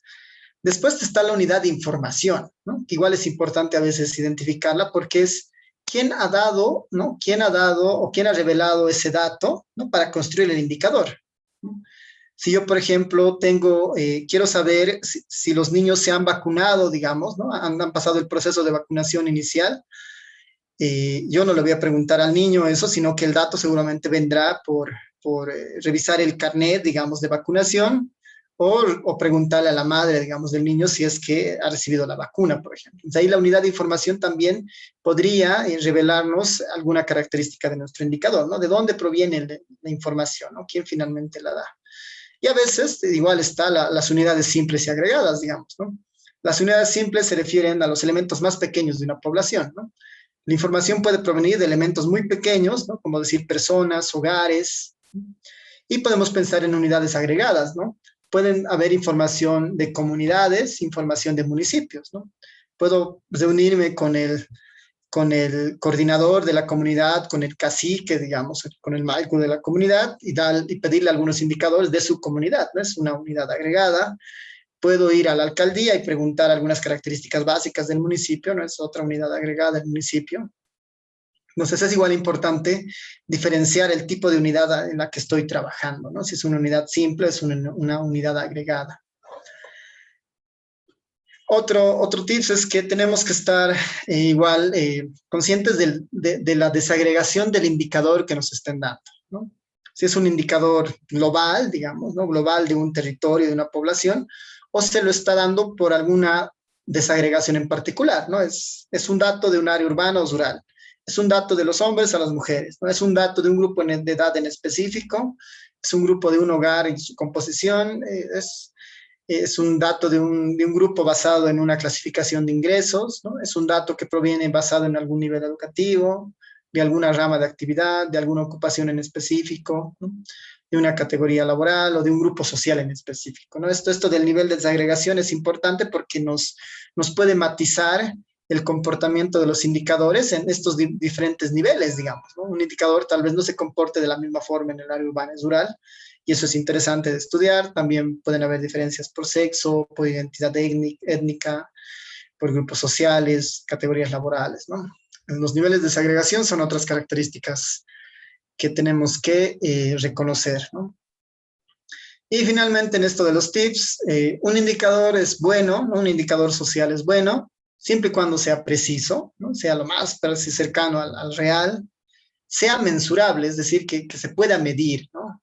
Cuando nosotros podemos tener algún criterio para medir alguna característica de interés, podemos pensar que es un indicador valioso, digamos, ¿no? Interesante. Que sea relevante, ¿no? Que sea útil para tomar una decisión para alguien, ¿no? Ese es un buen indicador también, un indicador que sea útil, que sea fácil de interpretar, ¿no? Que sea fácil de interpretar, que uno pueda ver el número, que vea la explicación, una explicación breve y ya pueda tener una idea de lo que el indicador le quiere reflejar, que sea confiable, ¿no? Que sea fiable, que tengamos cierta consistencia, y todo esto tal vez pasa por la fuente de información de la cual provenga, oportuno y puntual, ¿no? Que nos diga algo del momento en el que nosotros queremos tomar una decisión, digamos, ¿no? Si tengo un indicador muy rezagado en el tiempo, entonces capaz no es muy oportuno, ¿no? Que sea económico es otra característica ideal, ¿no? Que sea un indicador barato de calcular para poder tenerlo siempre y poder tomar decisiones a partir de las variaciones que pueden existir en este indicador. Accesible es una característica que siempre es importante para la información pública, ¿no? Sería interesante que todas las instituciones públicas tengan sus sistemas de información estadística para que uno pueda navegar y pueda ir mirando los datos que generan, ¿no? Entonces, que la información sea accesible, ¿no? Y que sea comparable, ¿no? Es decir, que el indicador se calcule de la misma forma hoy, mañana, ¿no? Para que yo pueda mirarlos, digamos, ¿no? ¿Qué tal si por alguna razón el indicador cambia en su forma de construcción? Entonces tal vez ya no es comparable con el anterior, ¿no? Y son características que uno espera de los indicadores, ¿no? Que muchas veces tal vez no son tan obvios, digamos, pero son como señales que nos pueden decir que un indicador es interesante o es importante, ¿no? Entonces, como una práctica en esta parte sería interesante, ¿no? Agarrar un indicador y empezar a ver sus características. No es preciso, ¿no? Parece que ha sido medido bien, es importante, ¿no? Es relevante, ¿no? Significa algo. Es fácil de entender, ¿no? Tal vez no es cierto, ¿no? Así que estos tips nos van a, estos conceptos de un buen indicador social nos pueden dar un camino, digamos, para evaluar qué tan bueno es un indicador. Y como otro tips, no necesariamente nos podemos centrar en la información pública, digamos, del país, ¿no? Porque hay muchas organizaciones que generan o recolectan información y la publican, ¿no? Y la ordenan, la sistematizan. Por ejemplo, si está uno interesado en temas de la niñez, indicadores estadísticas de la niñez, por ejemplo, UNICEF tiene una plataforma entera con varios indicadores vinculados a la niñez, digamos, ¿no? El Banco Mundial tiene otro set de indicadores muy completos, socioeconómicos, ¿no? Que ahí está, hay un enlace. El Programa de Naciones Unidas para el Desarrollo también tiene un sistema de datos. La UNDOC también tiene, la OIT, que son temas laborales, FAO, que son temas agropecuarios, de temas de agricultura, un Women, que son temas vinculados a la mujer, también tiene una base de datos o plataformas de datos, ¿no? Y todas estas son plataformas libres, ¿no? Donde uno puede navegar, puede conocer indicadores, también puede contrastar o comparar los indicadores, como son instituciones multilaterales, ¿no? Entonces uno puede comparar algunos indicadores de Bolivia con otros países de la región, con otros países de otros continentes, ¿no? Y en general casi todo el sistema de Naciones Unidas, ¿no? Tiene sus plataformas de información libres para que uno pueda navegar, digamos, ¿no? En este proyecto del UNDATA, digamos, ¿no? Que todas estas instituciones que conforman Naciones Unidas tienen sus plataformas de información, ¿no? Ahí en la presentación están los enlaces de varias de estas, ¿no? Por ejemplo, si uno entra a la del Banco Mundial, van a ver que son páginas bastante amigables para trabajar, ¿no? Hay datos del COVID, pobreza extrema, uno puede buscar índices, hay microdatos, ¿no? Hay un atlas de los objetivos de desarrollo sostenible, estadísticas de deudas internacionales, finanzas, ¿no? Realmente es una de las plataformas más completas, la del Banco Mundial. Bueno, también las otras son muy especializadas, dependiendo de lo que uno quiera hacer, ¿no? Puede navegar por país o por indicador, ¿no? Buscar datos de un país en específico, buscar un indicador en particular, ¿no? Yo podría poner aquí en país, quiero ver los datos de Bolivia disponibles y me va a desplegar, ¿no? Los indicadores, ¿no? El PIB, la población total, puedo exportar estos datos, puedo bajarlos, ¿no? Puedo navegar sobre los distintos valores. Entonces, hay mucha información, ¿no? Hay mucha información en las diferentes plataformas. Así que con eso terminamos esta parte de los tips y ya entrando casi a la parte final. La iniciativa en democracia ha generado también varios indicadores, ¿no? Con esta idea de las áreas temáticas que puedan existir. Están la página web de democracia, ¿no? Si se pueden entrar, voy a entrar en este caso, ¿no? En democracia.bo. Tenemos un espacio justamente vinculado a estos indicadores, ¿no? Porque finalmente son señales, son elementos que nos pueden permitir analizar, evaluar algún contexto, ¿no? Aquí tenemos una pestaña exclusivamente de indicadores. Y si ustedes ven, tenemos varios temas, ¿no? Economía, educación, salud, empleo, medio ambiente, seguridad, ¿no? Todos estos indicadores se han construido en base a la información pública, ¿no? Si uno entra, por ejemplo, al tema, no sé, de bonos, digamos, vamos a tener una plataforma, ¿no? que nos va a permitir, está cargando, navegar sobre varios indicadores relacionados a esta temática, por ejemplo, ¿no? Esperemos un momento que vaya cargando.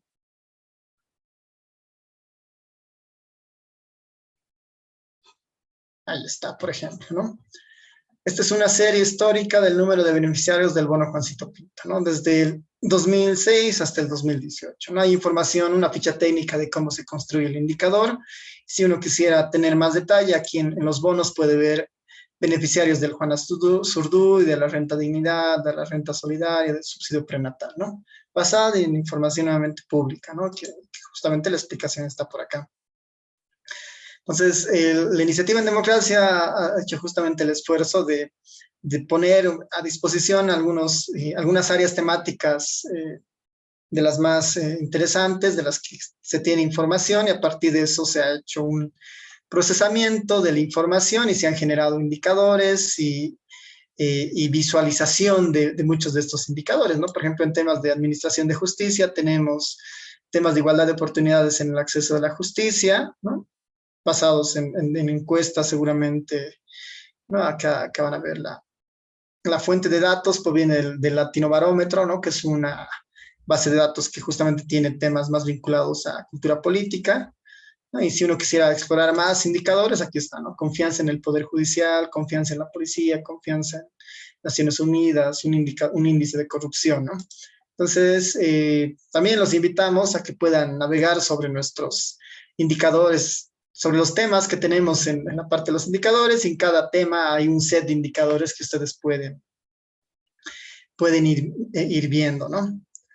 Así que eso en cuanto a democracia, y ya terminando el taller, básicamente tengo un ejercicio planteado para ustedes, un poco pidiéndoles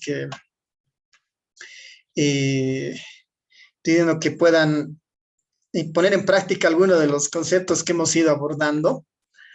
El ejercicio es bastante sencillo, ¿no? Es un ejercicio basado en pasos. Es que ustedes puedan elegir algún indicador de la página en democracia, y a partir de ese indicador podamos ya empezar a utilizar los conceptos que hemos aprendido, ¿no? Entender, ver si tenemos la cobertura, ¿no? Las coberturas claramente definidas en el indicador, ¿no? Saber de dónde viene, para qué y de qué año, ¿no? Las posibles unidades estadísticas de ese indicador, ¿no? ¿Quién está proveyendo ese dato? ¿No? ¿A quién representa? ¿No? ¿Cuál es la unidad de análisis? Ver qué tipo de fuente de información se ha utilizado para generar ese indicador, ¿no? Tal vez es un censo, una encuesta, un registro administrativo. Tal vez qué tipo de indicador es, ¿no? Es un indicador de percepción, de hecho, es un simple, compuesto, un relativo, un absoluto, un de stock, un flujo. Y bueno, finalmente evaluar si es un buen indicador social, ¿no? En base a los criterios que hemos visto, ¿no? Es preciso, es oportuno, es mesurable, ¿no? Parece ser barato, digamos, ¿no? En su construcción. Tener estos criterios, ¿no? Es tener estos 5 elementos. Entonces, ese es básicamente el ejercicio. Les voy a nuevamente mostrar la página en democracia, ¿no? Es www.endemocracia.bo, ¿no? Si pudiera entrar a la página, navegar la parte de los indicadores, elegir un área temática y un indicador, y después de eso, como que darnos una pauta de estos cinco elementos, ¿no? Para el ejercicio. Entonces, tal vez para esto nos podemos dar unos 10 minutos más o menos, ¿no? Y lo que quisiera es que podamos, o bueno, tal vez menos, ¿no? Sí, 5 a 10 minutos, y que ustedes puedan en el chat, ¿no? Poner el indicador que ustedes han elegido, y poner, ¿no? Es un indicador, su cobertura es de este estilo, esta es su unidad estadística, proviene de un censo, de una encuesta, pienso que es un indicador de stock, es un de percepción, digamos, ¿no? Empezar a completar estos puntos. Y en base a eso, después podemos tener la ronda de preguntas, consultas, ¿no? Comentarios, tal vez. Así que a ver, en lo que eso sucede, voy a leer algunos comentarios que han ido poniendo en el chat. Bueno, sí, sería interesante tener estadísticas de las denuncias de la ATT, ¿no? No sé si existe, pero sería interesante ver si hay, ¿no? Porque igual, a partir de eso uno puede señalizar que empresas seguramente tal vez tienen más problemas o no, ¿verdad? Franklin Torres menciona que la GETIC y la ATSI y otros se dedicaban a cobrar sus servicios, ahora hay ciudadanía digital que se está estableciendo, cada institución pública se maneja sí o no para manejar bien sus estadísticas, si no hay plata no lo hace, ¿no? Sí, esto viene, es un tema de cultura del dato, cultura estadística, ¿no? Que eh, no se invierte demasiado, tal vez, ¿no? En estos procesos que finalmente podrían abaratar muchas decisiones futuras, ¿no? Pero es parte también de un proceso de maduración de una sociedad, digamos, para llegar a establecer ciudades inteligentes, digamos, ¿no? Para utilizar toda la información que se está generando con la idea de facilitar la vida de las personas, ¿no? Entonces, a ver, ahí nos daremos los 5 minutos para ir trabajando en este ejercicio.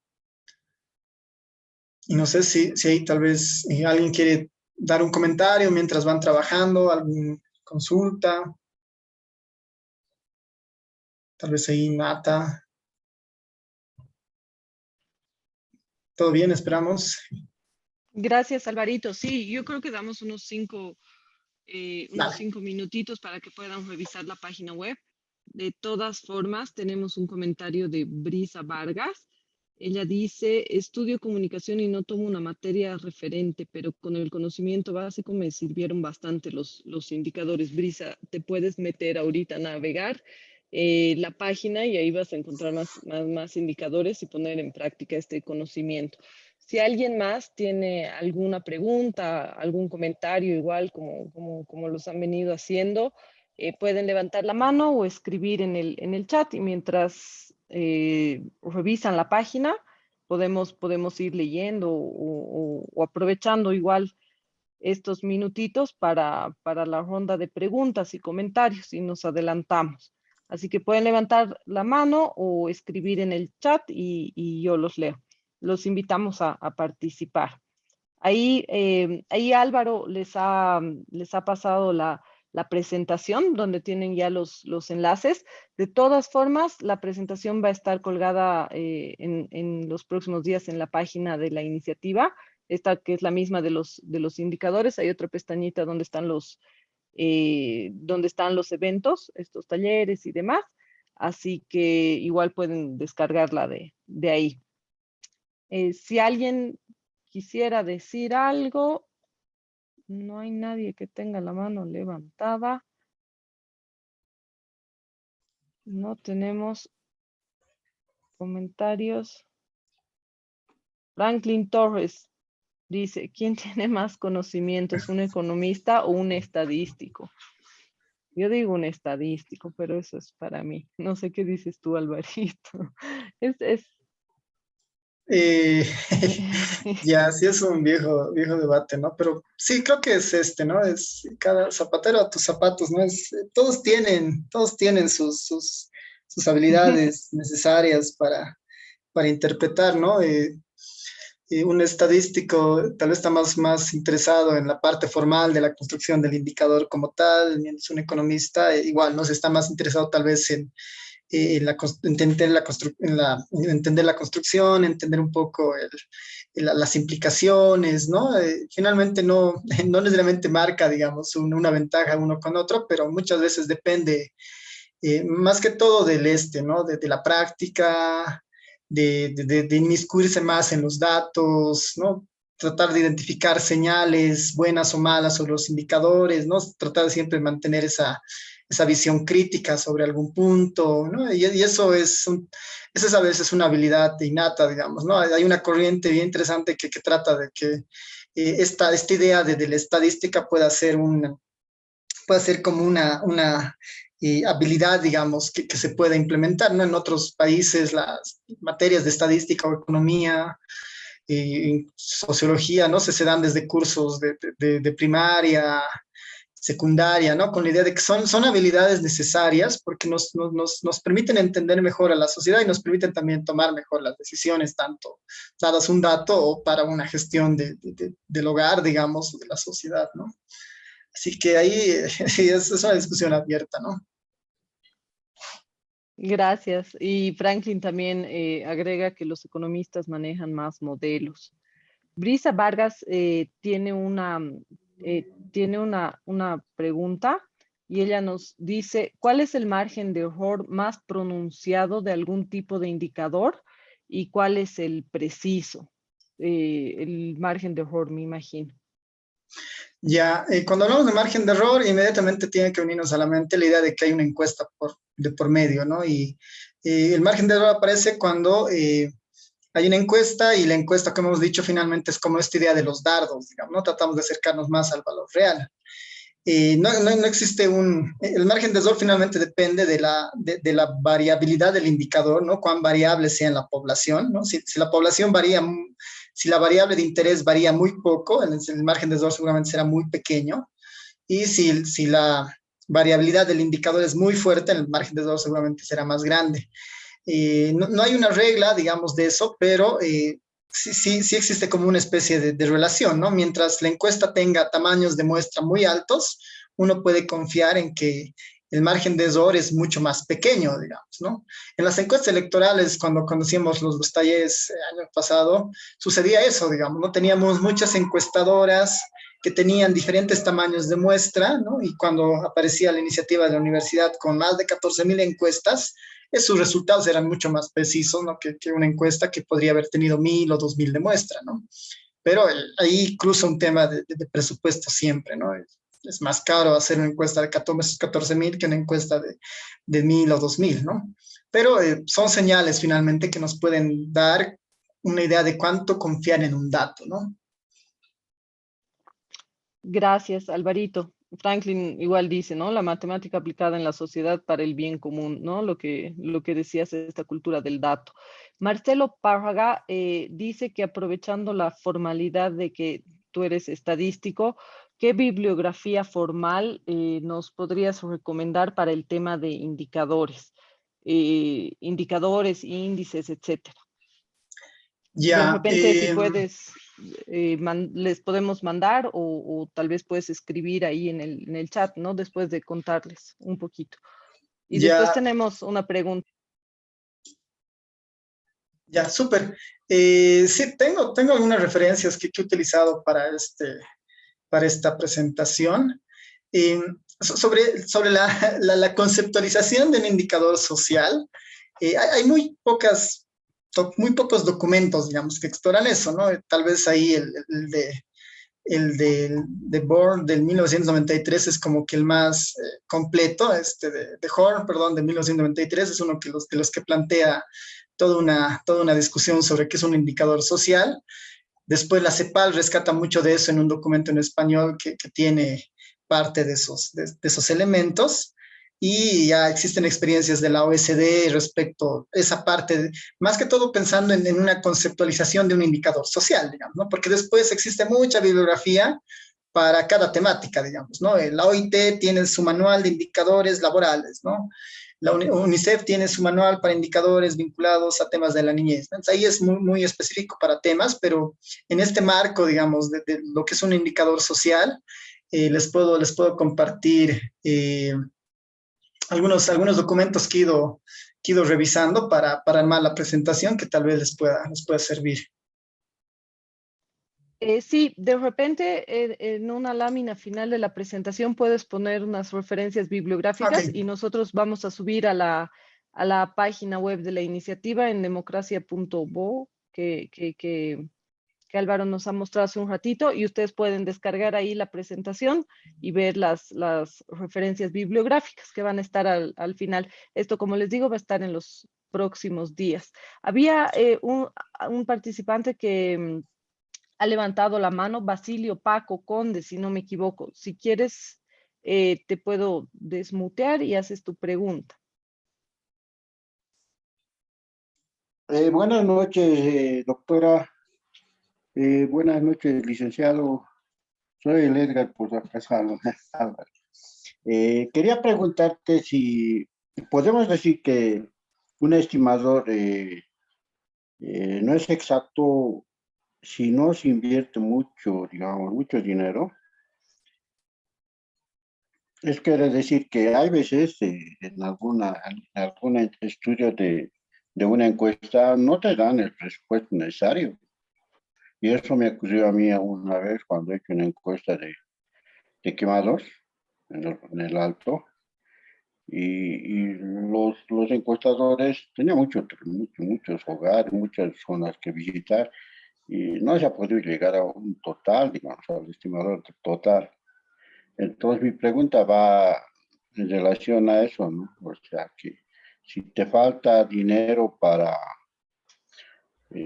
completar, digamos, todo el alto, podrías hacer un estimador con pocas encuestas y claro que va a variar en el no, pero eso, ¿cómo lo tomarías vos? Gracias, Edgar. ¿Qué tal? ¿Cómo estás? Eh, sí, en realidad, o sea, desde un punto de vista más teórico, digamos, es como ¿qué preferimos, digamos? ¿No? Un indicador más fiable o más barato, digamos, ¿no? Y lo ideal sería que sean pues, ambos, digamos, ¿no? Que sea barato y además pues, sea confiable, ¿no? Pero eso muchas veces no se puede lograr, pero en esa idea, igual aquí aparece la idea también de eficiencia, ¿no? Y de que esta medida pueda ser relativamente eficiente también, ¿no? Y necesariamente la calidad del indicador está condicionada a la inversión en plata, es un componente, ¿no? Es un componente que puede explicar, ¿no? Pero si logramos que la recolección de este dato sea lo suficientemente eficiente, ¿no? Podríamos pensar que la inversión en plata ha sido más baja y por lo tanto podríamos tener también indicadores fiables, ¿no? Ahora, cuando eso no sucede, es nomás poner como el asterisco en el estudio y decir, por si acaso, este indicador tiene un error de muestreo de esta magnitud y eso puede señalizar algo, ¿no? Lo bueno de las encuestas por muestreo es que vienen acompañadas de muchos semáforos, ¿no? Muchas variables o indicadores de calidad que nos dicen, por si acaso, este indicador tiene un margen de error del, no sé, del 10%, digamos, ¿no? Y ahí en la estadística, cuando un indicador, por decir, supera, ¿no? un error relativo del 20%, es un indicador que nos sirve, por ejemplo, ¿no? Entonces ahí el mismo estudio nos puede dar esas señales e incluso hay estudios que no ponen esas señales y uno puede empezar también a desconfiar de eso pensando que no hay la suficiente transparencia, digamos, de revelar la calidad de sus propios indicadores, ¿no? Entonces, pasa más que todo por una cultura de transparencia, de mostrar eso, ¿no? Si sale un dato finalmente que tal vez ha sido difícil de conseguir por los temas económicos, también eso va a tener su implicancia en las medidas de SOR y es bueno decir eso para que tengamos toda la información completa al momento de tomar decisiones respecto a ese indicador, ¿no? Bueno, básicamente eso. Gracias, Alvarito. Creo que ya no hay más preguntas ni comentarios en el chat, más que te agradecen la exposición y el taller. No sé si alguien quiere participar del ejercicio.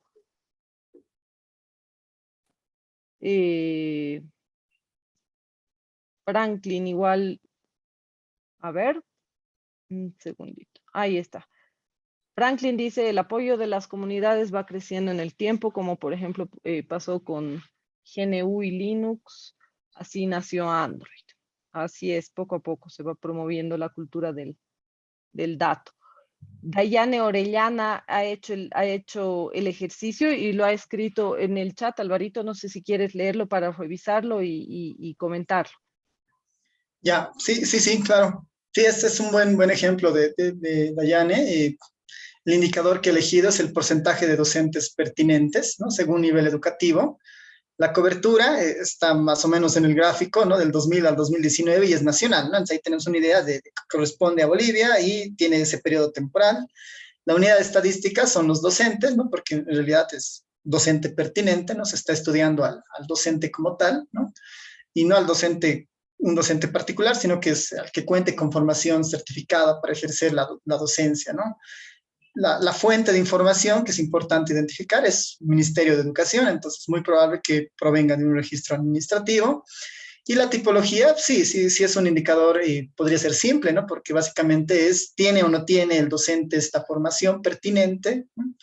Es relativo porque está bien, se presenta en porcentajes. Bueno, es un buen indicador, sí, al parecer es claro porque es mesurable, ¿no? Seguramente es fácil de saber si el docente cumple o no la condición. Es barato, ¿no? Tal vez seguramente el ministerio tiene sus formularios cuando registra a los docentes o cada año tienen esos procesos, pues resulta tal vez barato y ya está dentro de un protocolo. Y parece ser objetivo, digamos, ¿no? Porque la interpretación y la significancia, o bueno, el significado que este indicador pueda tener es útil, digamos, ¿no? Entonces, sí, ese es un muy buen ejemplo de Dayane respecto a los conceptos que hemos ido dando en el taller, ¿no? Gracias más bien, Dayane, por la participación. Gracias, Dayane. Sonia Angélica Burgoa, no sé si quieres te puedo desmutear y puedes hacerlo hablando. Lo mandaste incompleto, sí. Si quieres, lo mandas completo o te desmuteo. A ver, dame un segundo. Lo está mandando Sonia.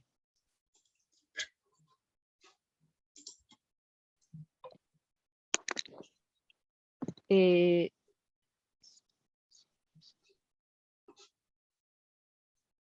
daremos un segundito.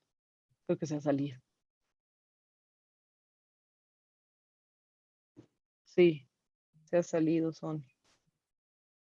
Súper, ya. Entonces, no sé, de todas formas el ejercicio era más una motivación para que podamos ir practicando, pero como ustedes ya tienen la presentación, también tienen ya los enlaces en la presentación, sería interesante que pues, vayan practicando y repasando, ¿no? Varios de estos conceptos, ya tal vez a un ritmo más propio. Y a partir de eso, digamos, ¿no? Podamos tal vez en los próximos talleres que tengamos vinculados a recolección de datos ya utilizar muchos de estos aprendizajes, ¿no?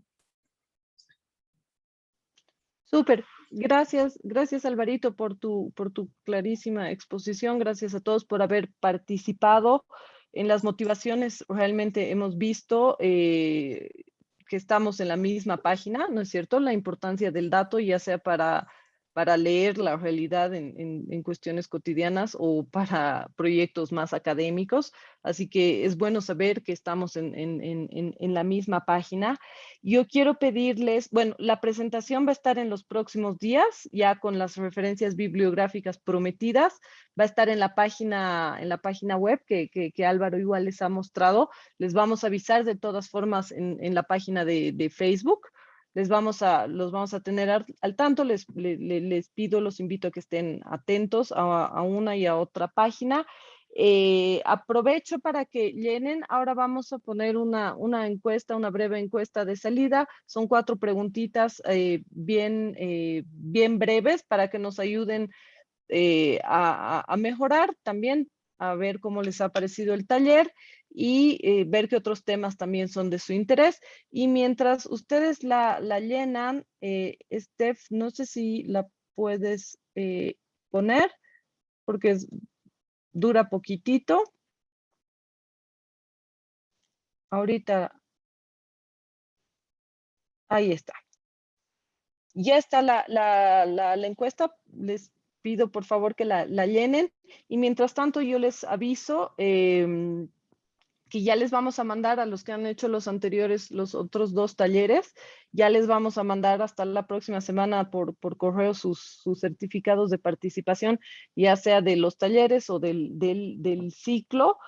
Los invitamos al próximo taller de este segundo ciclo. El próximo taller va a ser sobre formulación y evaluación de políticas públicas, o sea que vamos a seguir en esta línea. Vamos a también tomar todo esto que Álvaro nos ha expuesto hoy día, así que los invito también a inscribirse. Vamos a lanzar la convocatoria en nuestra página de Facebook. Estén atentos, inscríbanse, va a ser más o menos dentro de unas 4 semanitas, que es cada mes tenemos un taller, así que estén atentos para este otro taller, y el subsiguiente, bueno, y el último taller de este ciclo sobre políticas públicas es sobre tópicos de salud pública. También estén atentos. Y por último, no se olviden que tenemos un incentivo que a las personas que han completado todos los ciclos de talleres pueden escribir un artículo con la ayuda, con la tutoría de nuestros facilitadores en el tema de nuestros talleres, en el tema que ustedes escojan de cualquiera de nuestros talleres. Saben que tenemos muchos temas variados: sistema político, democracia, desinformación, en este caso políticas públicas y demás, y lo vamos a publicar. Así que los invito a seguir todos los talleres, a participar en todos los talleres para poder al final de todos los ciclos poder participar de esta oportunidad de escribir un artículo y publicarlo, y que sea tutoreado por nuestros facilitadores, en este caso por Álvaro, que ha sido excelente. Así que eso nada más. Yo les agradezco y los invito a estar atentos a nuestras siguientes convocatorias y nuestros siguientes eventos. Chao, que tengan buenas noches. Nos vemos, chao a todos, todas, chao, chao.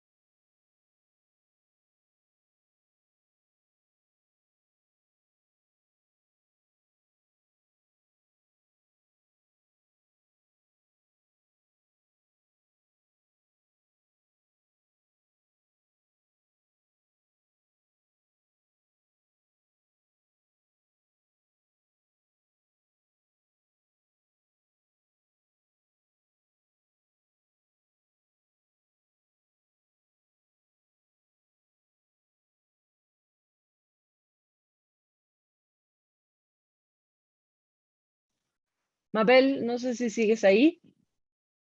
El formulario... Sin embargo, Sí, dígame, buenas noches. Hola Mabel, el formulario ya lo hemos cerrado, no sé si te has inscrito. Me he inscrito, pero ha dicho que íbamos a llenar otro formulario al finalizar, acaba de decir. Sí, no, es esta encuestita de evaluación, esta que hemos Sí, sí, visto ahorita. Esta es la encuesta de salida, pero el formulario de registro donde se han inscrito, ahí nosotros tenemos sus datos para mandarles los certificados. Ah, ya, muchísimas gracias.